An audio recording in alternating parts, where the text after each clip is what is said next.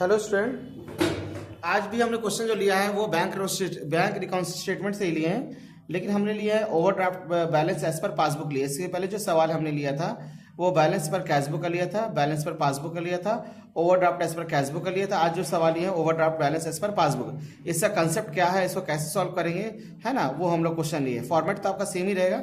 Overdraft balance as per passbook हमने लिया 50,000, इसको डेबिट बैलेंस पर पास भी बोलते हैं।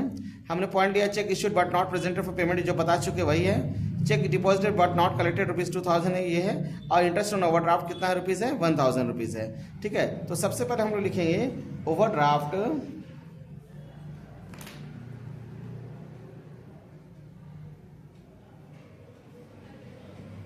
Balance as per passbook. इसका जो भी ओवरड्राफ्ट का बैलेंस है वो प्लस साइड नहीं लिखे, माइनस साइड लिखा जाता है। ठीक है, बैलेंस पर कैशबुक का, बैलेंस पर पासबुक का जो भी अमाउंट है वो प्लस साइड लिखते हैं, और ओवरड्राफ्ट का जो बैलेंस इस पर पासबुक का जो भी बैलेंस किस साइड लिखेंगे, माइनस साइड लिखेंगे। अब हम लोग क्वेश्चन लेते हैं। पहला दूसरा पॉइंट है, क्या क्वेश्चन है, चेक इश्यूड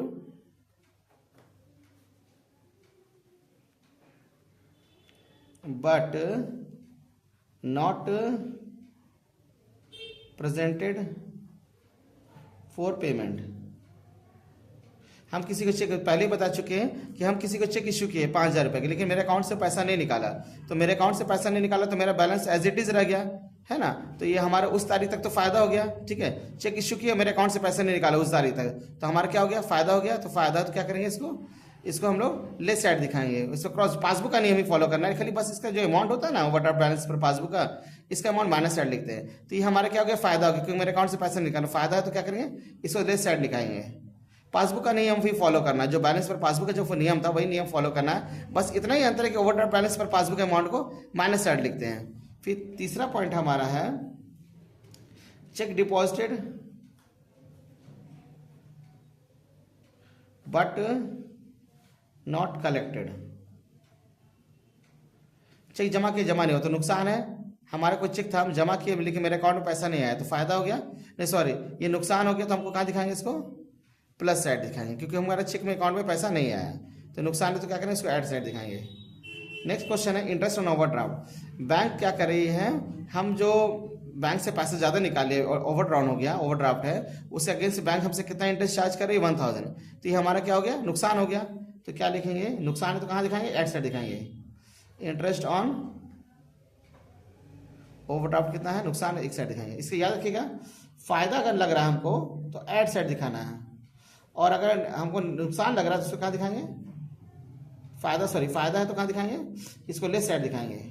और नुकसान लग रहा है तो कहाँ दिखाएंगे, इसको ऐड साइड दिखाएंगे। ठीक है, तो जैसे हम इंटरेस्ट दिए, फायदा लग रहा है तो हम उसको लेफ्ट साइड दिखाएंगे, है ना, माइनस का कॉलम में दिखाएंगे। और नुकसान लग रहा है तो क्या लग रहा है, इसको ऐड का कॉलम में दिखाएंगे। ठीक है, रिवर्स जो हम लोग पासबुक का नियम था वही नियम फॉलो करना है इसमें।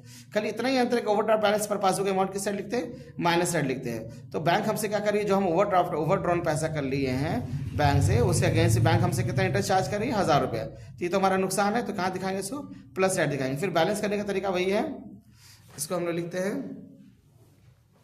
55,000। 55 में से 3 चला के कितना हो गया, 52,000। क्या लिखेंगे, overdraft balance as per cashbook. ठीक है, आप अगर हमारे लिए न्यू है तो हमारे चैनल को शेयर और सब्सक्राइब कर दीजिएगा। ठीक है, तो कि हम और भी बहुत सारा फर्स्ट ईयर में इंपॉर्टेंट चैप्टर कराने वाले, और आने वाले समय में हम 12 का भी पढ़ाई शुरू करेंगे। आपका अप्रैल 2026 से 12 का भी पढ़ाई शुरू करने वाले हैं। ठीक है, अभी हम इस सेशन जो हमारे 1-2 महीना टाइम है उसका बेसिक कंसेप्ट आप लोगों को समझा रहे हैं। ठीक है, तो आप लोगों ने मेरा चैनल को शेयर और सब्सक्राइब नहीं कर दीजिएगा। ठीक है।